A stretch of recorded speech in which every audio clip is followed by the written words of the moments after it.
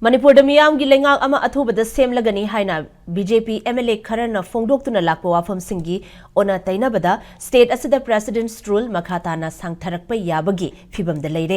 hauzik chathariba budget session gi Lok Sabha bulletin part 2 gi ngarang Fongkiba provisional program da lagliba March tara da Manipur gi budget ki general discussion voting on demands for grants Manipur for 2026-27 hapli Lok Sabha gi provisional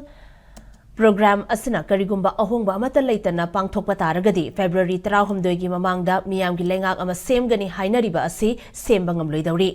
loinana February 13 gi mamangda Manipur da miyam gi lengak semgadaba oirabadi parliament ta karigidamak Manipur gi budget nainagadori bano haibasi achauba wahang oiri